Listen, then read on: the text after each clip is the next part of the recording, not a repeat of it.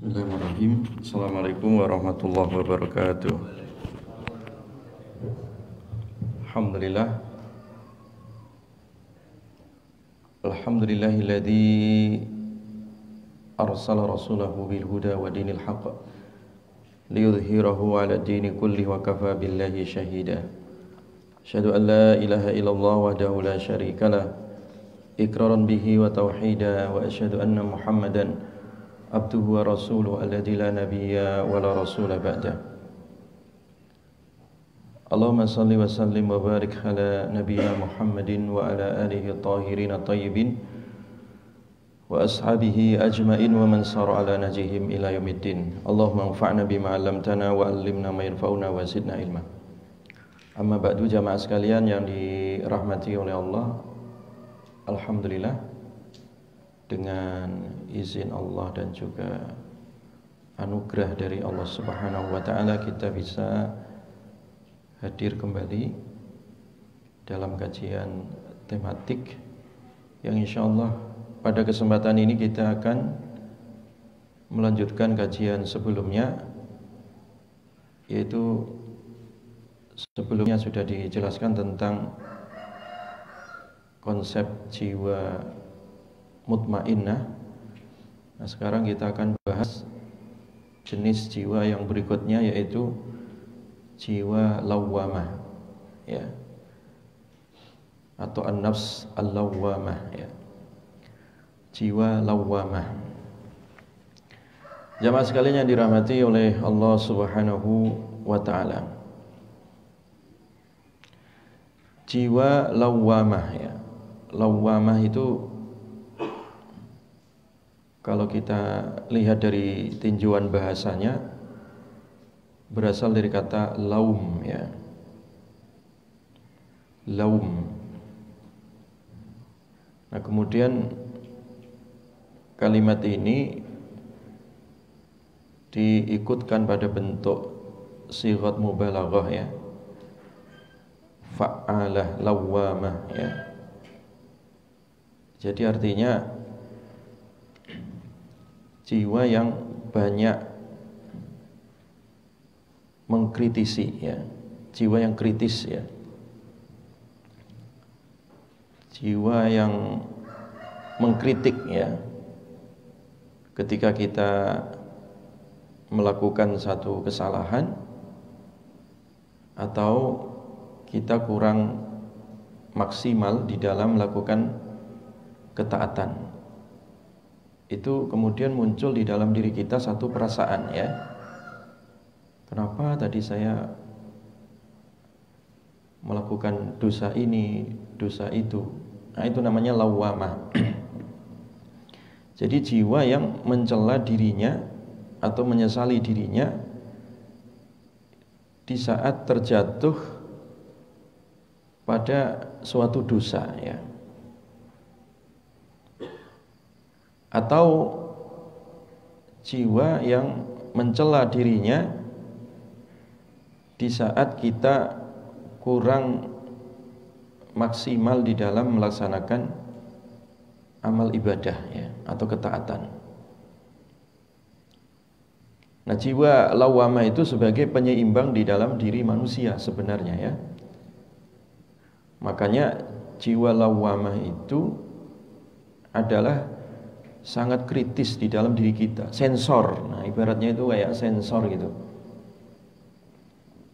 Jadi jiwa ini fungsinya adalah menfilter atau mensensor dari segala hal yang itu dilakukan oleh apa?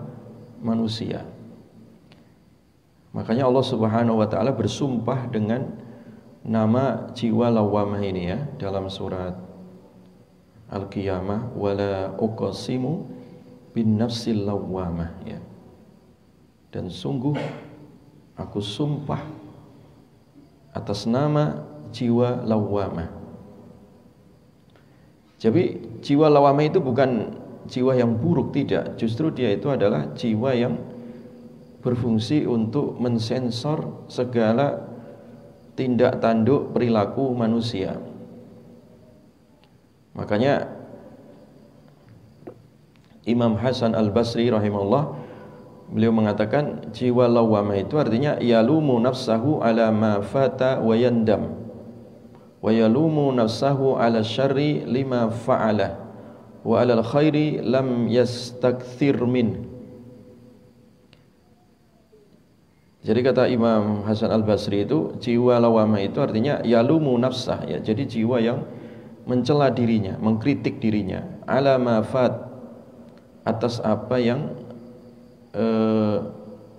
terlewat. Jadi atas apa yang kelewatan gitu ya, yang terlewat di dalam kehidupannya, satu sikap yang dia terlewat. Wayandam, dan kemudian dia menyesal.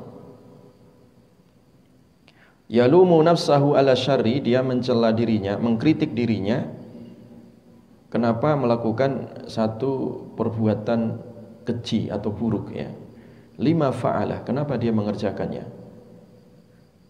Jadi kalau seseorang ya, dia melakukan satu perbuatan dosa, kemudian ada rasa kurang enak di dalam dirinya, dalam perasaannya ya, dia nggak bisa tidur, kemudian ada rasa penyesalan, itu berarti imannya masih ada. Jadi sensor jiwa lawamanya itu masih ada. Dan kemudian karena dia dikritik oleh jiwanya tadi, kenapa kamu kerjakan ini kan? Misalkan ada orang dia bohong ya, jiwa lawamah akan mengatakan kenapa kamu bohong ya. Atau dia berkhianat, maka jiwa lawamah akan mengatakan kenapa kamu berkhianat ya. Jadi dia itu fungsinya sebagai sensor gitu, mensensor. Nah, di saat dia melakukan sesuatu yang tidak terpuji, kemudian dia menyesal, berarti jiwa lawamanya masih hidup ya, masih ada. Tapi kalau ada orang kok melakukan satu dosa, kemudian dia tidak ada sama sekali perasaan menyesal atau tidak ada sama sekali perasaan gundah gulana, itu berarti hatinya betul-betul sudah mati itu. Betul-betul hatinya sudah mati, rasa malunya sudah hilang. Makanya Nabi mengingatkan ya, kullu ummati mu'afa ya. Jadi semua umatku itu sebenarnya diampunkan oleh Allah illal mujahirin ya, kecuali orang-orang yang memang terang-terangan di dalam melakukan dosa. Jadi sebenarnya jamaah ya, orang siapapun ya pasti dia suatu saat akan terjatuh di dalam perbuatan dosa ya. Ya karena memang manusia itu tempat salah dan dosa. Jadi entah sengaja atau enggak sengaja, terang-terangan ataupun rahasia, memang manusia itu ada saja terpeleset di dalam perbuatan-perbuatan yang sifatnya dosa. Tetapi kalau manusia ketika melakukan perbuatan dosa itu sudah enggak merasa dosa, maka disinilah keimanannya sudah mulai hilang ya. Udah enggak ada rasa malu ya, kemudian akhirnya dia melakukan perbuatan dosanya itu terang-terangan, maka itu ditinggalkan oleh Allah bersama dosanya. Jadi kullu ummati mu'afa illa al-mujahirin. Semua umatku sebenarnya diampunkan oleh Allah, ditutupi dosanya oleh Allah. Tetapi ada sebagian manusia yang malah terang-terangan memposting dosanya ya, memamerkan dosanya dan tidak ada rasa malu. Nah, ini berarti di dalam jiwanya sensor jiwa lawamah itu sudah mati berarti. Karena sebenarnya kalau memang jiwa lawamahnya sudah mati dan tidak berfungsi, berarti imannya juga sudah tidak berfungsi lagi. Oh, dia udah nggak punya rasa malu, sehingga nggak menutup-nutupin lagi dosanya. Nah, itu jamaah ya. Jadi sebenarnya di dalam diri kita itu ada sensor yang disebut dengan jiwa lawamah. Jadi kalau manusia, melakukan satu keburukan kemudian masih ada pertanyaan dalam dirinya, kenapa ya tadi kok saya mengerjakan ini ya. Itu berarti masih hidup ya, jiwa lawamanya masih hidup. Wa 'alal khairi lam yastakthir minhu, atau dia melakukan satu amal ya, satu amal soleh, melakukan ketaatan. Nah, di saat dia melakukan ketaatan, jiwa lawamah juga bertanya ya. Jiwa lawamah juga bertanya, kenapa dia melakukannya tidak maksimal gitu. Kenapa melakukannya tidak maksimal?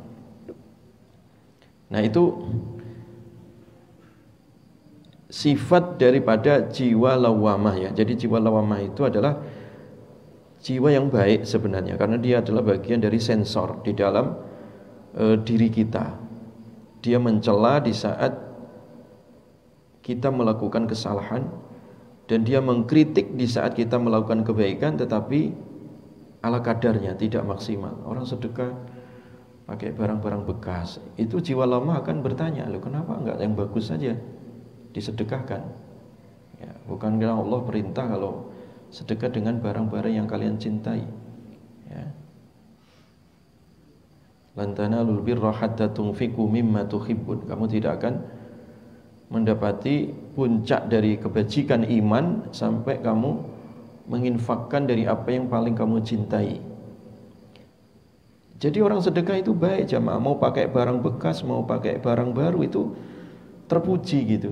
Cuman ketika kita ada banyak rezeki kok sedekah ala kadarnya ya, sedikit sekali itu sebenarnya enggak standar. Itu jiwa akan mengatakan, kok kikir amat gitu. Nah gitu. Kok sedikit amat gitu. Itu sensor namanya jamaah ya. Jadi sensor. Maka oleh karena itu pernah datang kepada Nabi SAW sahabat ingin menanyakan sesuatu, minta fatwa kepada Nabi. Lalu Nabi jawab, istafti qalbak, kamu minta fatwa ke hatimu saja. Jadi bayangkan jamaah, ada sahabat datang ke Rasulullah SAW minta fatwa.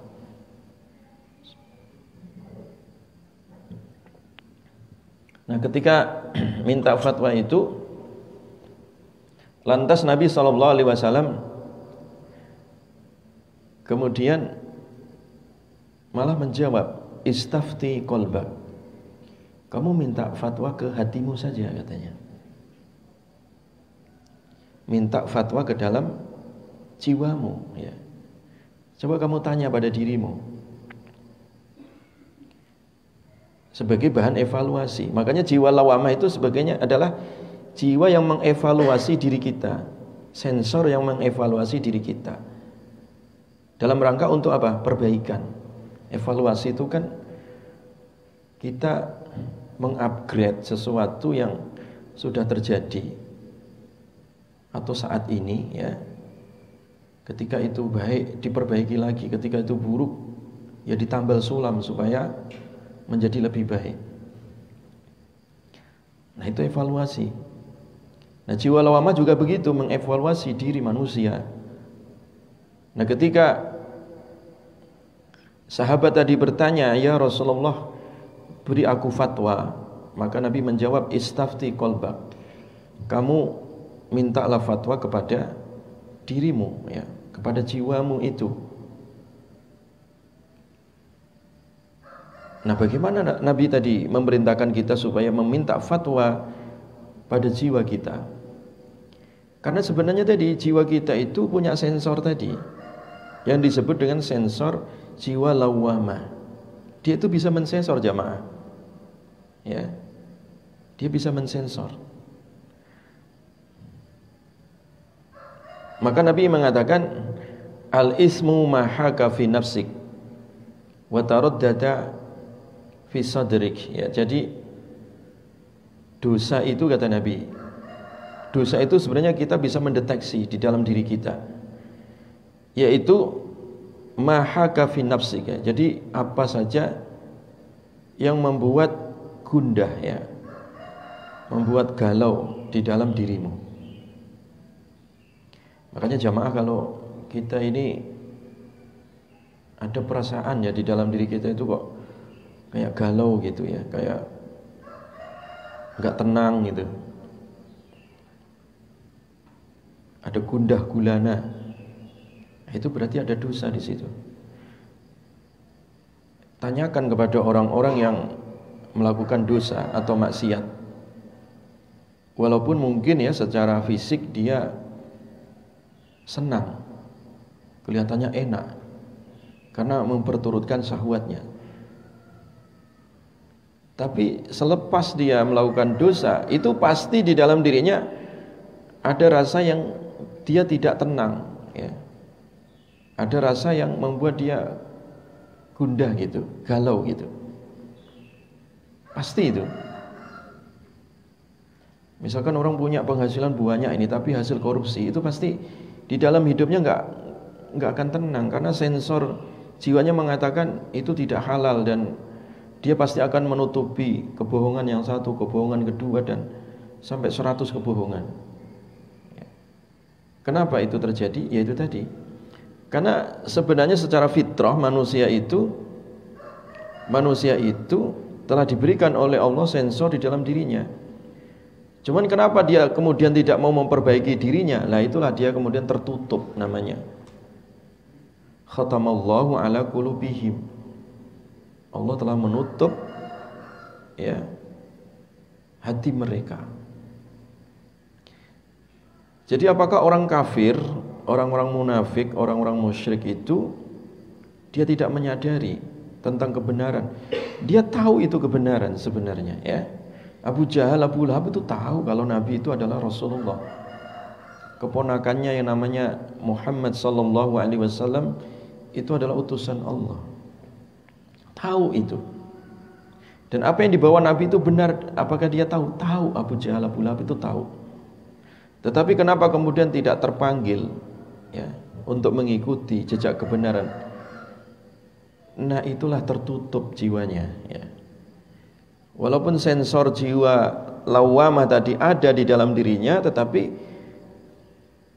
karena kepentingan hawa nafsunya itu lebih dominan ya, nah itulah yang menyebabkan dia tertutup dari apa? Pintu hidayah. Jelas ya jamaah ya. Jadi kita menghidupkan kembali daripada jiwa lawamah itu penting ya, karena memang Nabi tadi mengajarnya pada kita supaya kita itu banyak mengevaluasi diri. Istafti qalbak, kamu banyaklah bertanya kepada hatimu. Artinya itu maksudnya Nabi memerintahkan kita supaya banyak mengevaluasi diri, banyak muhasabah diri. Wa fi anfusikum afala tubsirun ya, dalam surat Az-Zariyat itu, pada diri kalian, pada jiwa kalian, apakah kalian tidak melihat? Ya, apa kalian tidak melek? Apa kalian tidak berfikir ya? Wa fi anfusikum afala tubsirun ya. Pada diri kalian apakah kalian tidak melihat ya? Jadi ini Allah mengingatkan kepada hambanya ya, diri kalian itu, kalian dikasih jiwa oleh Allah ya, apa kalian tidak pakai itu? Apa kalian tidak gunakan untuk berfikir? Apa kalian tidak mengevaluasi, tidak muhasabah? Nah ini kan perintah sebenarnya ya, supaya kita menghidupkan jiwa lawamah ini supaya sensornya aktif ya. Kalau sensor aktif itu kan bisa mendeteksi ya, mendeteksi uang asli dan palsu saja bisa dideteksi kan dengan sensor gitu ya. Ada alat ya, bahwa uang ini adalah asli, uang ini palsu. Diletakkan di satu mesin, di situ ada sensornya. Kemudian sensor itu memberikan satu kesimpulan, ini asli, ini palsu. Jadi detektor.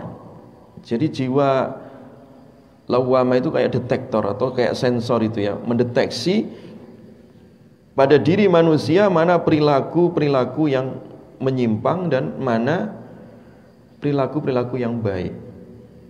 Tetapi jamaah, jiwa lawamah ini juga harus dididik. dididik. Dididik itu artinya apa? Dengan ilmu. Artinya kalau manusia itu juga nggak dididik dengan ilmu, dia juga tidak akan sampai kepada kebenaran. Akhirnya yang terjadi malah justru was-was ya, bisikan-bisikan setan.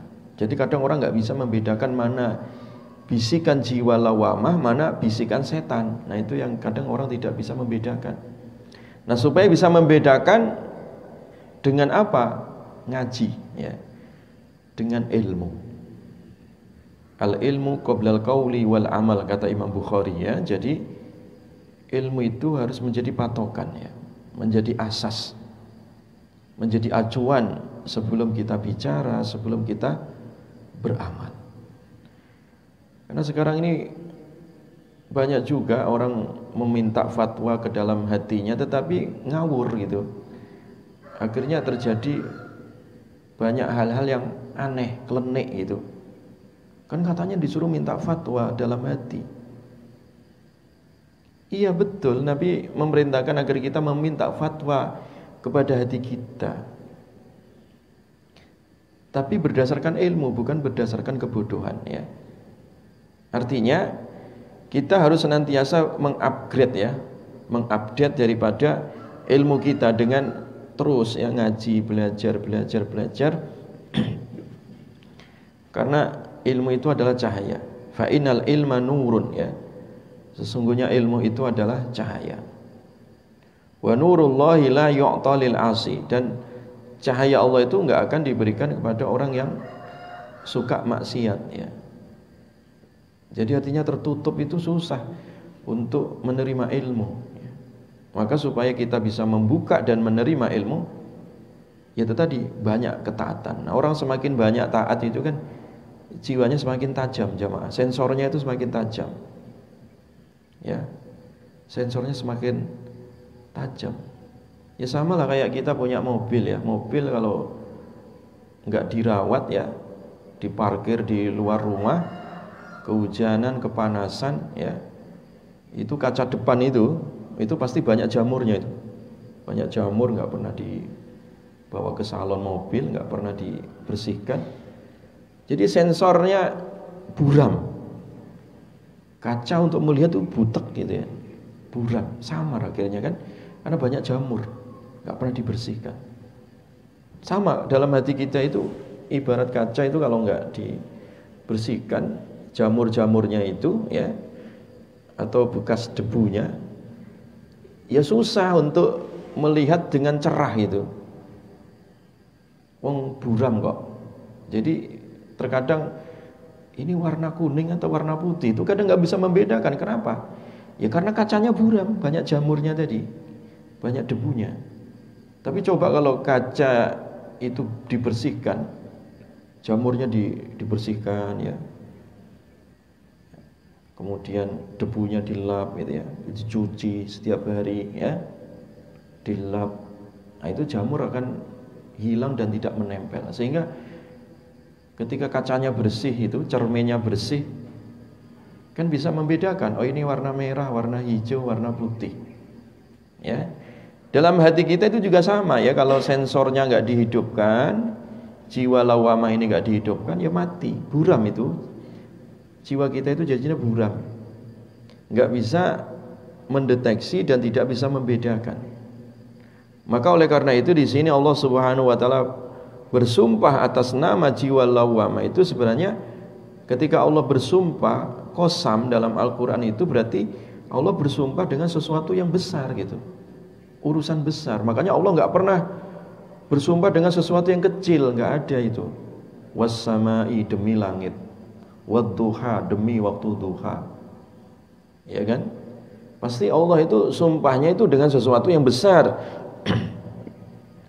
Baik yang tampak secara fisik seperti langit, bumi, bulan, bintang, itu kan dipakai sumpah oleh Allah dalam Al-Quran.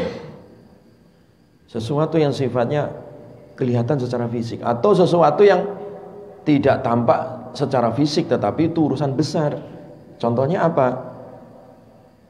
Bin nafsil lawamah. Wala uqasimu bin nafsil lawamah. Dan sungguh aku sumpah demi jiwa lawamah. Jadi jiwa lawamah itu urusan besar. Kenapa? Karena dia itu sensor. Jadi kalau sensor hilang di dalam diri kita, maka juga hilang itu keimanannya, ya. Jadi oleh karena itu, ya, jiwa lawamah itu kan sensor. Ketika sensor ini berfungsi, maka akan menaikkan diri seseorang itu untuk sampai kepada derajat jiwa mutmainah kemarin, ya, yang sudah kita jelaskan. Jadi kalau tanpa ada jiwa lawamah, nggak mungkin orang sampai kepada jiwa apa? Mutmainnah. Jadi jiwa lawamah itu proses, jamaah, karena dia itu sifatnya adalah peninjauan diri, ya, peninjauan diri. Makanya dalam Al-Quran itu banyak ayat-ayat yang memerintahkan kita supaya melakukan upaya evaluasi. Ya ayyuhalladzina amanu taqullaha wal tanzur nafsum ma qaddamat lighad.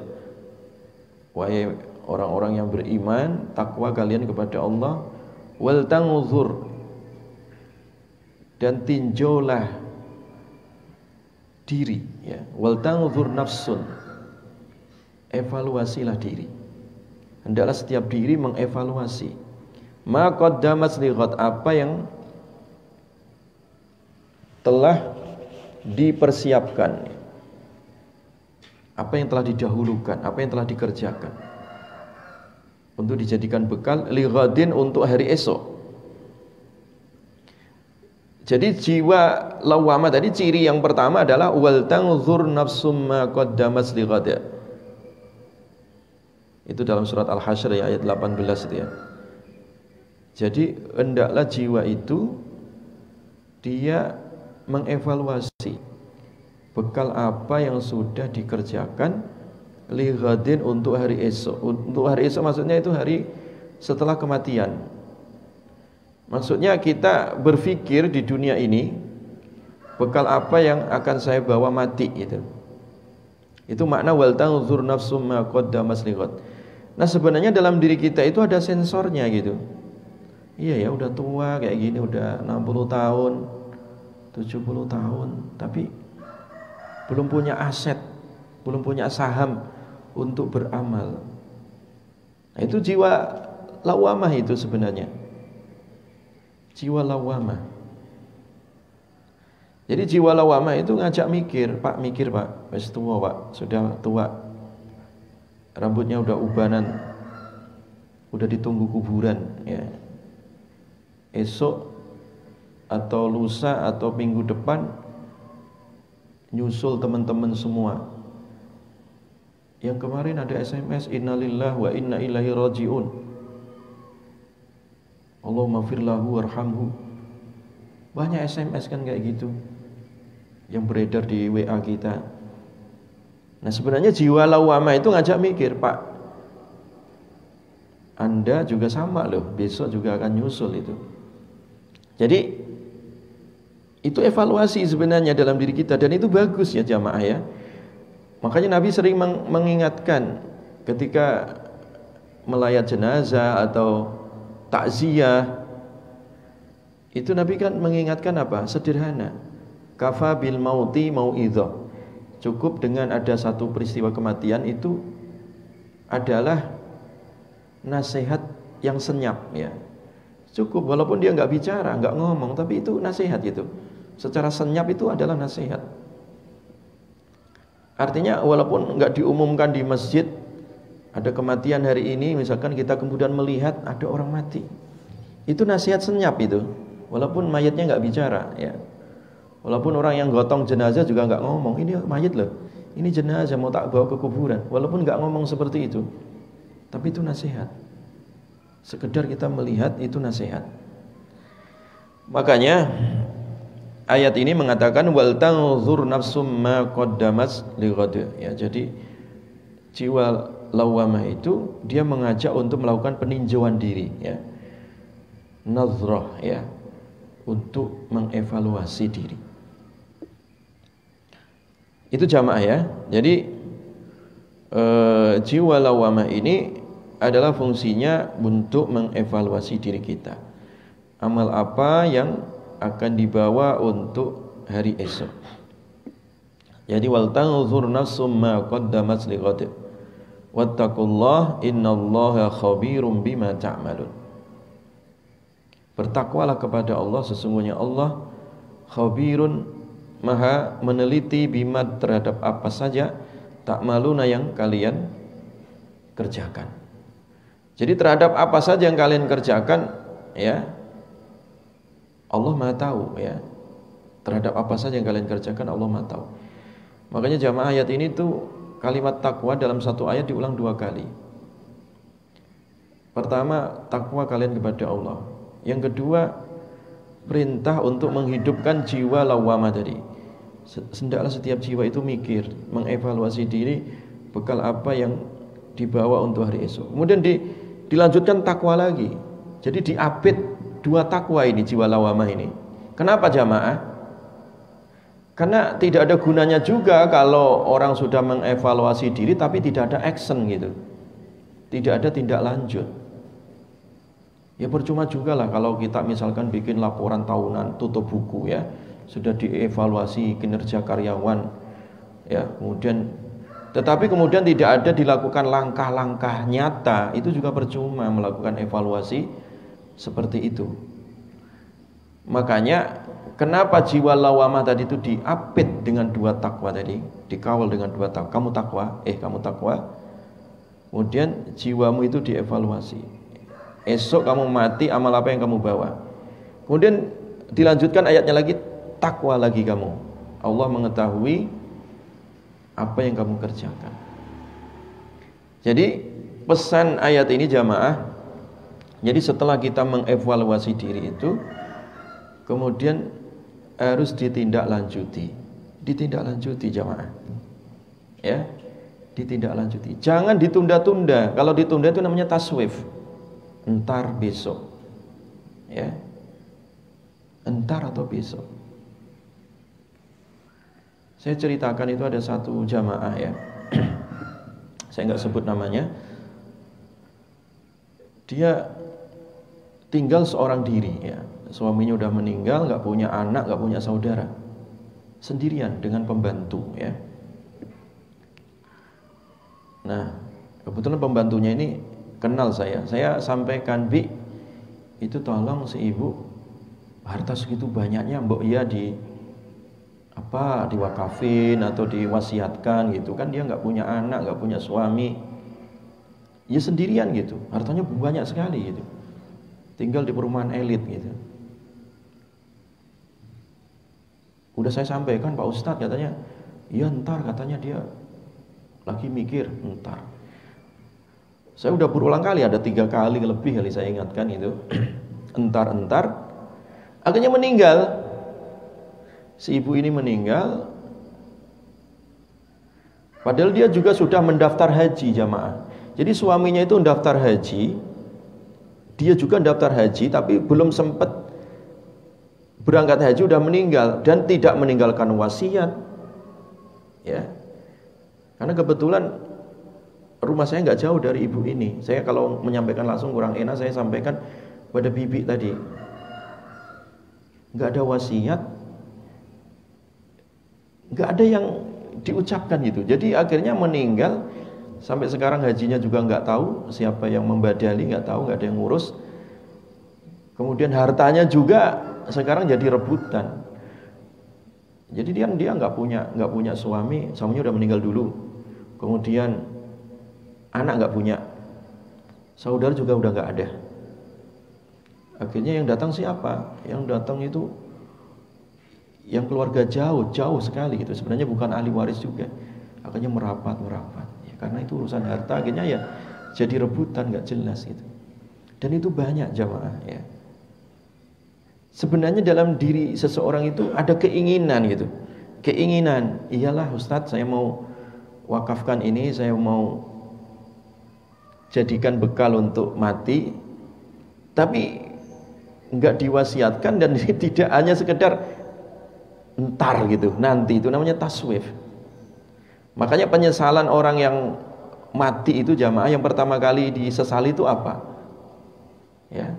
Laula akhartani ila ajalin qarib fa asaddaqa wa akum minas shalihin. Yang pertama kali disesali itu kenapa dia enggak sedekah? Jadi dia itu minta dispensasi kepada Allah. Waktu tunda barang 1 detik saja. Laula akhartani, ya Allah, mbok ya diakhirkan sebentar saja. Jadi ajal saya ini dibalikin lagi ke dunia 1 menit saja. Atau 1 detik saja. Laula akhartani ila ajalin qarib, pada waktu yang sangat pendek. Kembalikan aku ya Allah, waktu 1 menit saja balik ke dunia. Fa as-saddaqa artinya maka pasti aku akan sedekah. Wa akum minas shalihin, dan aku akan menjadi orang saleh. Itu jamaah, itu penyesalan, itu jiwa lawamah sebenarnya. Cuman jiwa lawamahnya udah terlambat. Kenapa? Karena tidak ada action tadi. Jadi dia sudah mengevaluasi diri tetapi tidak ada tindak lanjutnya. Tidak ada tindak lanjutnya. Ya, tidak ada tindak lanjutnya. Ya. Makanya sekarang kalau kita lihat ke perumahan-perumahan jamaah, itu banyak sekali rumah-rumah kosong gede-gede. Bahkan sekarang ini kan banyak YouTuber yang malah mereka mereview rumah-rumah kosong, ditinggalkan begitu saja. Padahal rumah-rumah sultan itu gede-gede rumahnya, nggak dihuni, nggak dirawat. Nah kalau itu padahal itu jadi hisab jamaah, itu akan jadi hisab besok pada hari kiamat. Ditanya oleh Allah, ini rumah dari mana kemana? Jadi hisab itu beban berat itu bagi pemiliknya. Lihat coba kalau itu dijadikan rumah tahfidz, dijadikan tempat untuk orang-orang yang tidak punya rumah, dijadikan tempat untuk anak-anak yatim singgah di situ, kan lebih manfaat dan juga itu akan meringankan bebannya. Tapi karena rasa kikir manusia itu lebih dominan, dan sebenarnya dia tahu, cuman tidak mau. Nah itu, makanya tadi jiwa lawamah itu diapit, dikawal dengan 2 takwa ini. Kamu takwa, ya ayyuhalladzina amanu taqullaha, wa orang yang beriman kamu takwa kepada Allah, wal tanzur nafs, dan hendaklah jiwa, masing-masing jiwa ini dia berpikir, mengevaluasi ma qaddamat li ghad, wal tanzur nafsum ma qaddamat li ghad. Jadi jiwa itu hendaklah dia berpikir apa yang akan dibawa untuk hari esok, apa yang sudah dikerjakan untuk hari esok. Makanya Nabi mengatakan al-kayyisu man dana nafsah wa amila lima ba'dal maut. Orang yang cerdas itu adalah al-kayyisu man dana nafsah. Dia bisa mengendalikan ya kepentingan dirinya, kepentingan hawa nafsunya. Dia bisa mengendalikan, keinginannya dikendalikan. Wa amila lima ba'dal maut, dan dia fokus, punya skala prioritas untuk apa? Mencari bekal setelah kematian, untuk setelah kematian. Itu orang cerdas. Jadi orang cerdas itu bukan yang pinter hitungan matematik ya. Itu cerdas hanya secara kognitif saja. Orang cerdas itu bukan pakar ini, pakar itu ya. Punya spesialisasi ilmu ini, ilmu itu. Iya, itu cerdas secara kognitif saja. Tapi kalau cerdas perspektif keimanan tadi, ya untuk apa tadi kalau dia pinter hitung-hitungan secara matematik atau secara akuntansi ya, akuntansinya bagus ya, tapi dia nggak bisa menghitung amalnya gitu. Berarti kecerdasannya ini terbelah itu. Cerdas hanya secara fisik ya, secara matematik, tetapi tidak cerdas secara iman. Dia nggak bisa menghitung amalnya ya, sehingga tidak menyiapkan bekal. Makanya orang-orang cerdas yang dia tidak beriman, di mana Nabi waktu itu datang di tengah-tengah mereka, mereka disebut jahiliyah. Ya, disebut jahiliyah.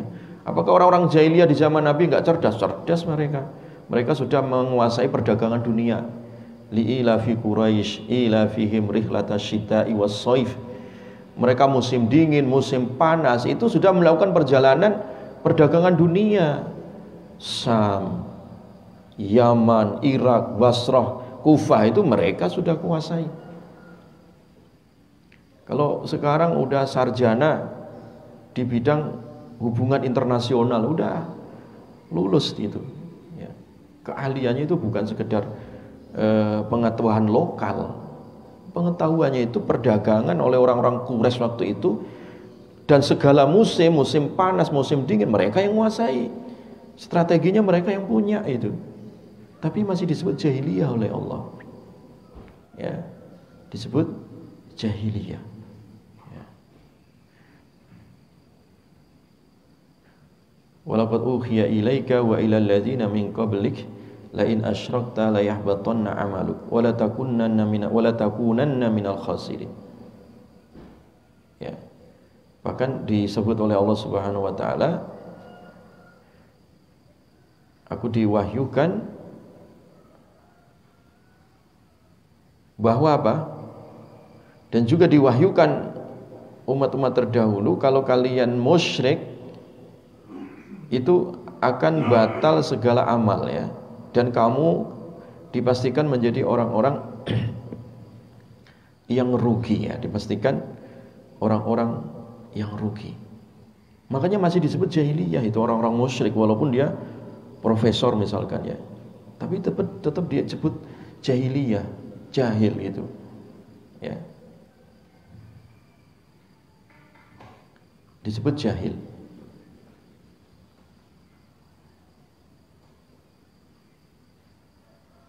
Jamaah sekalian yang dirahmati oleh Allah Subhanahu wa taala ya. Makanya di Al-Qur'an itu kan disebutkan ya, Allah Subhanahu wa taala berfirman ya, ketika orang-orang yang tidak menerima keimanan tadi, yang kemudian disebut jahil oleh Allah Subhanahu wa taala, walaupun dengan segudang karya ya, karena tidak beriman, tidak ada manfaatnya. Wa yaumal qiyamati taral ladzina kadzabu 'ala Allahi wujuhuhum muswaddah alaysa fi jahannama mathwal lil mutakabbirin wa yunajjillahu alladhina taqaw bimafazatihim la yamassuhumus su'u wa lahum yahzanun Allahu khaliqu kulli syai' wa huwa 'ala kulli syai'in wakil lahu maqalidus samawati wal ard walladzina kafaru bi ayati Allahi ulaika humul khasirun. Qul afa ghairallahi ta'murunni a'budu ayyuhal jahilun. Allah memanggil mereka itu ayyuhal jahilun, wahai orang-orang jahil katanya. Ini bukan bahasa kasar, bukan. Memang Allah menggunakan bahasa wahai orang-orang jahil. Karena memang itu bahasa kritikan. Ya kenapa enggak jahil? Orang udah dikasih akal oleh Allah.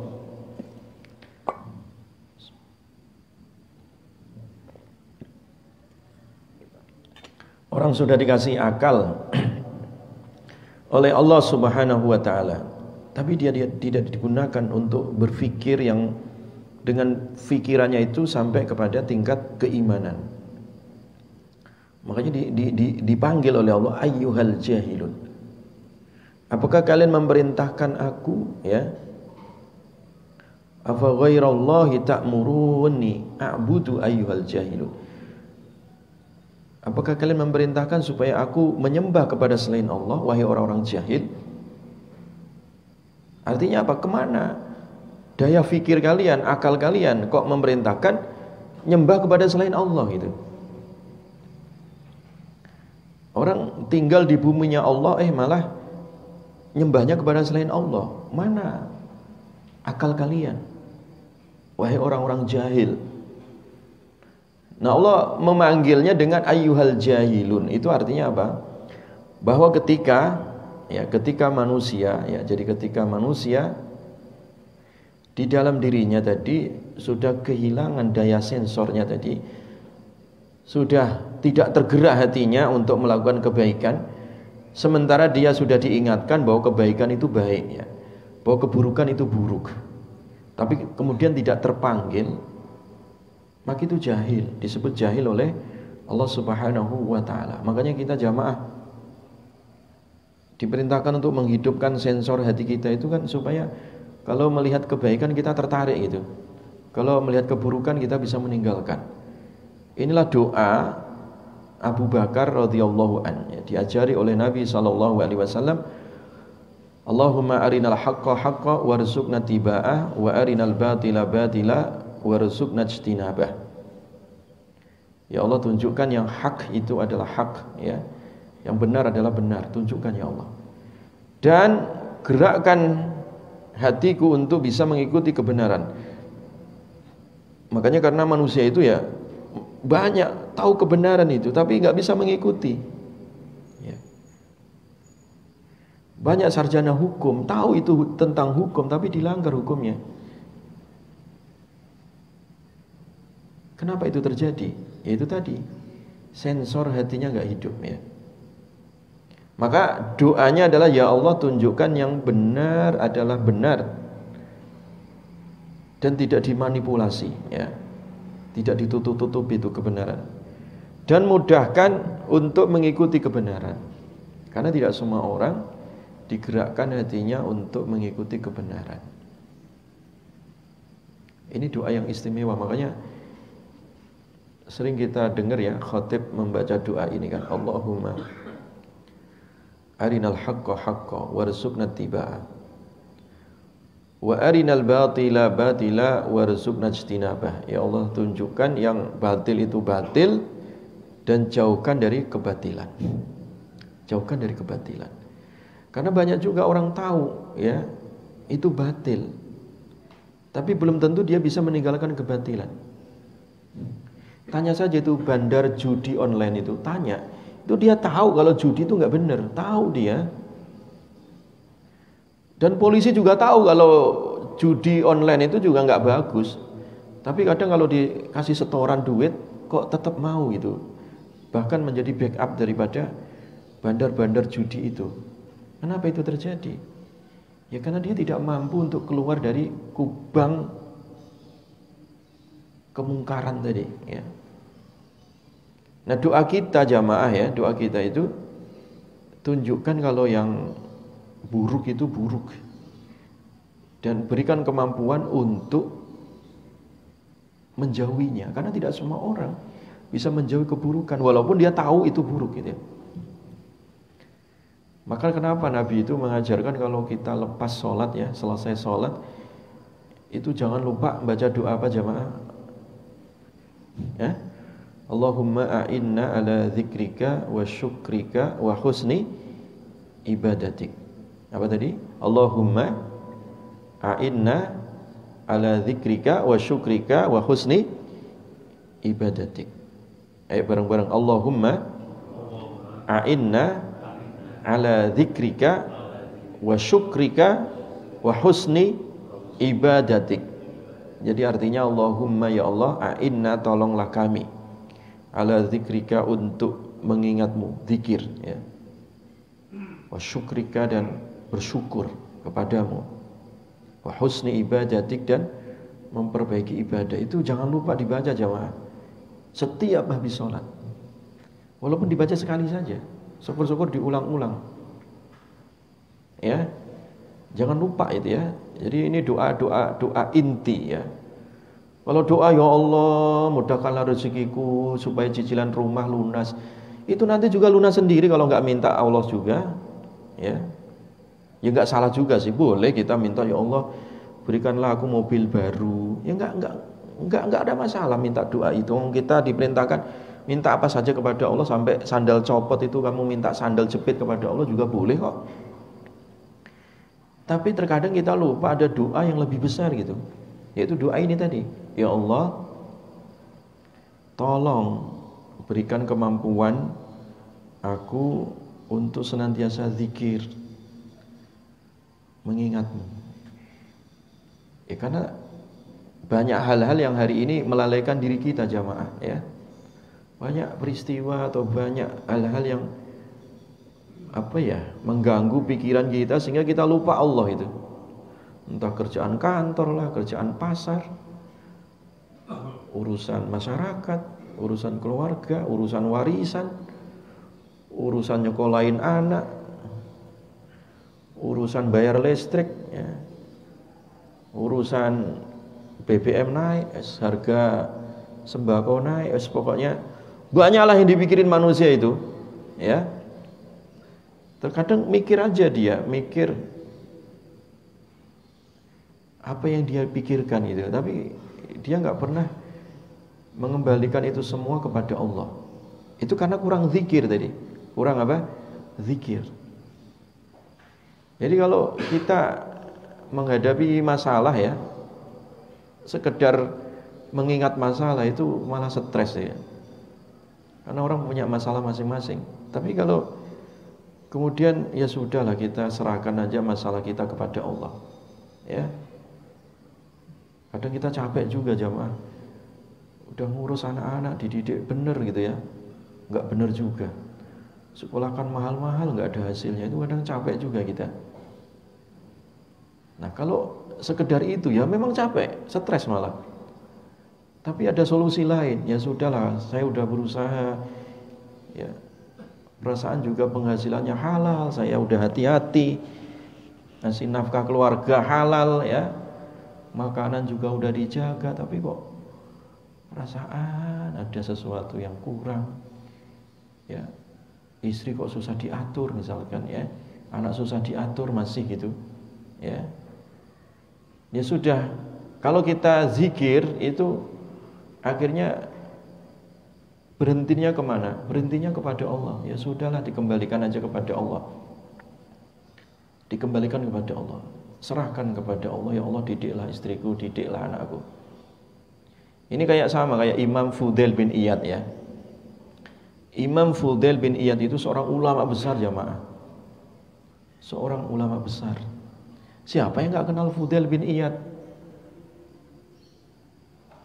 Buku-buku tentang masalah akhlak itu dihiasi dengan sejarah Imam Fudail bin Iyad, dengan zuhudnya, ahli ibadahnya, ahli puasanya, ahli tahajudnya, wara ya, meninggalkan hal-hal yang syubhat. Itu orang tahu semua itu tentang Imam Fudail bin Iyad. Tapi anaknya bandel sekali. Beliau nggak mampu mendidik anaknya sendiri, bayangkan. Padahal nasihat beliau itu didengar oleh semua orang kecuali anaknya malah. Akhirnya saking capeknya itu Imam Fudail bin Iyad berdoa kepada Allah, ya Allah, ya, aku serahkan, didiklah anakku. Imam Fudail bin Iyad itu.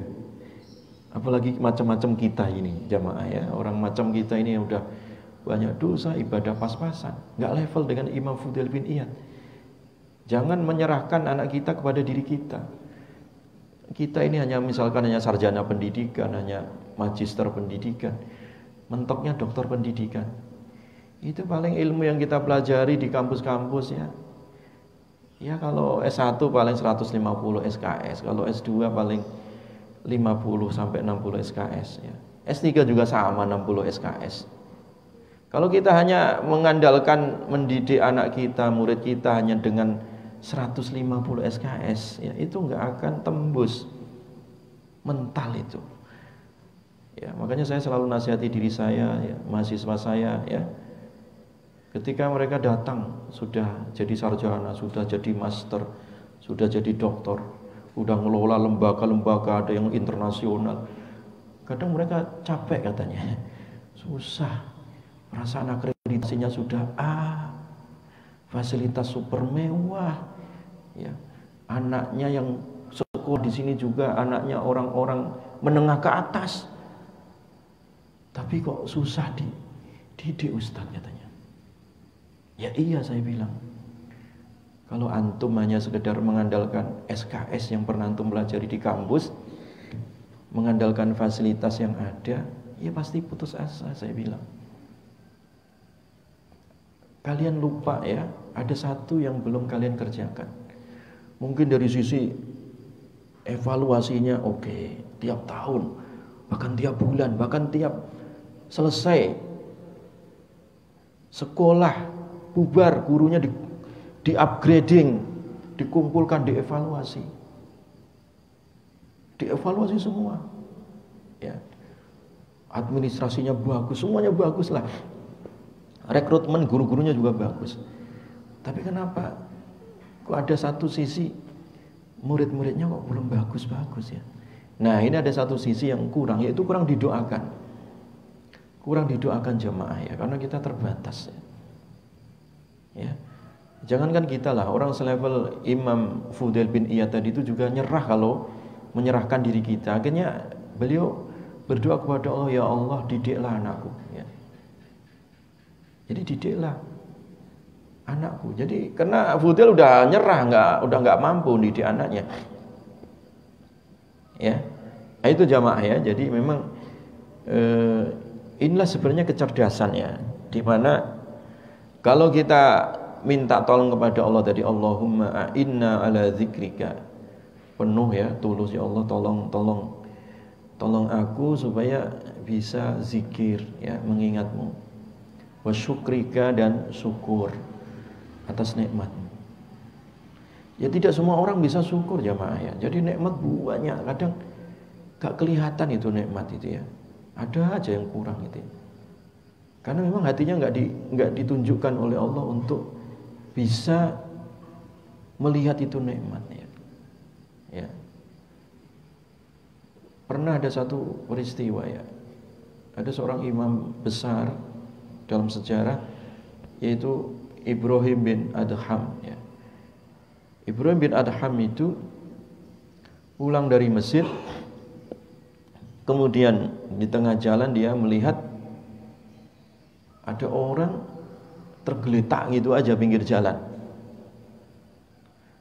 Ya bukan pengemis. Ya kalau kita orang lihat tergeletak pinggir jalan di lampu merah itu pura-pura aja itu, pada tiduran. Itu kalau Bapak kalau subuh kayak gini tadi ke lampu Yasmin itu ada anak kecil, itu saya ingat-ingat karena setiap hari saya lewat situ. Itu memang sengaja dia di situ, ditaruh orang tuanya supaya ngemis. Bukan itu. Dia memang tergeletak ini karena memang ya nggak punya rumah. Dia tergeletak di pinggir jalan, nggak ada rumah. Buta. Ini orang buta. Nah kemudian cacat tangan dan kakinya, botak, nggak punya rambut. Tapi Imam Ibrahim bin Adham itu kemudian melihat ini orang kok mulutnya qomat kamit, alhamdulillah, alhamdulillah ya. Masih bisa mengucapkan segala puji bagi Allah atas nikmat. Ibrahim bin Adham kemudian tanya, Pak, nikmat yang mana? Bapak buta, iya kan? Bapak nggak punya rumah, iya kan? Kaki buntung, tangan cacat, buta. Nikmat yang mana, Pak, katanya? Jadi wajar Ibrahim bin Adham sebagai seorang ulama tanya, kepengen tahu, kok hebat ini orang ini, rahasianya apa gitu. Kata orang ini, ya Ibrahim, bukankah Allah masih menyisakan dua hal di dalam tubuh saya? Lisanku bisa mengucapkan alhamdulillah dan hatiku bisa bersyukur, katanya. Wah, ini nangis itu Ibrahim bin Adham. Ada ya orang yang macam ini ya. Allah masih menyisakan apa tadi? Dua nikmat saja. Apa tadi? Lisan sama hati. Selain itu cacat semua, Pak. Cacat total itu orang. Buta iya. Iya kan? Apa yang mau dilihat? Orang buta, cacat seluruh tubuh. Tapi karena hatinya hidup tadi, sensor hatinya hidup, sehingga dia masih mengucapkan apa tadi? Alhamdulillah. Alhamdulillah. Nah ini sensor hatinya itu hidup itu. Nah, orang kalau sensor hatinya hidup, ya dalam keadaan apapun ya tadi bisa bersyukur kan. Makanya kita minta tolong pada Allah, ya Allah, beri nikmat syukur. Beri nikmat supaya hatiku bisa syukur. Wah, itu nikmat di atas nikmat jamaah. Iya. Karena mau dikasih segudang harta kayak Korun itu, yang kalau kunci gudang hartanya dimuat, diangkut oleh 70 onta itu nggak kuat ontanya, itu aja nggak bisa melihat nikmat dia. Kenapa? Karena dia melihat kesombongannya gitu. Flexing itu budaya Korun jamaah. Sekarang ini kan budaya flexing nih. Dan itu jadi hiburan lah, lucu sekarang ini. Bapak lihat sekarang ini, tontonan yang paling banyak ditonton di YouTube itu, hiburan-hiburan yang paling banyak ditonton di YouTube itu yang pengikutnya jutaan rupiah, jutaan orang ya. Itu adalah tontonan-tontonan yang sifatnya flexing.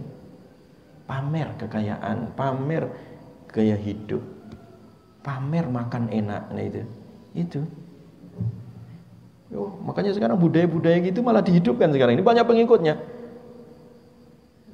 Itu dari semua lintas usia jamaah.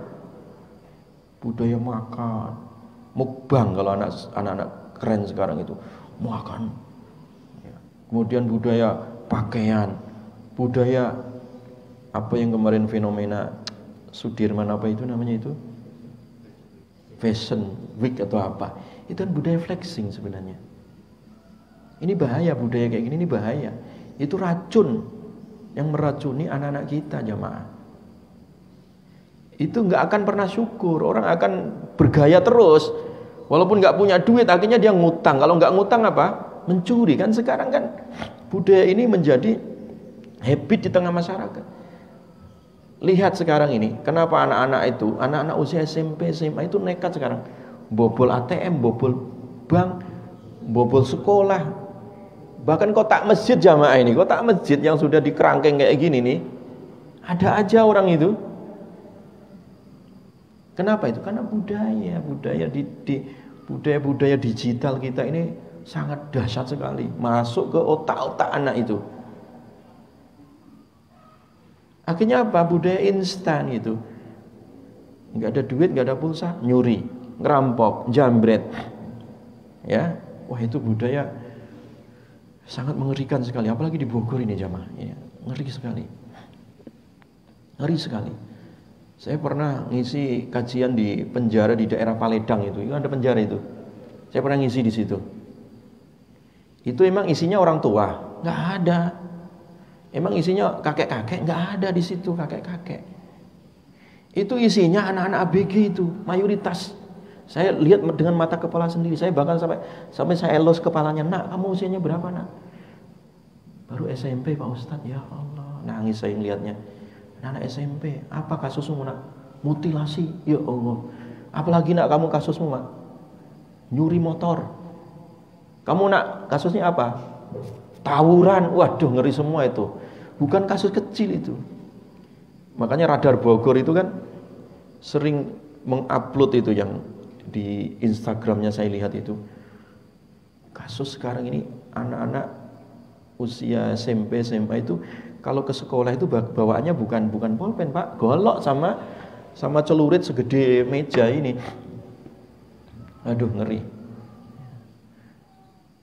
Apalagi di daerah sini nih, daerah-daerah rawan itu ya. Jadi mengerikan itu ya. Kenapa itu budaya itu terjadi? Ya itulah. Karena memang budaya sensor hati itu nggak dididik, nggak diajarkan. Sekolah-sekolah yang ada akreditasi A itu selalu menfokuskan skill nanti supaya dapat kerja. Itu baik. Bahkan sekarang itu kampus-kampus dimanapun ya, sekarang menjadi tolok ukur ya kelulusan terbaik itu kan alumni. Sudah terserap kerja di mana? Ya nggak ada masalah terserap kerja, tapi nggak pernah dideskripsikan ya, tentang masalah perannya menjadi contoh di masyarakat seperti apa. Nggak ada itu ya. Jadi hanya sekedar skill gitu ya. Kalau lembaga pendidikan itu hanya sekedar mendidik skill, itu pabrik namanya. Saya selalu sampaikan bahwa dahulukan adab sebelum skill. Kalau skill itu bisa di training. Tapi kalau adab, itulah pendidikan.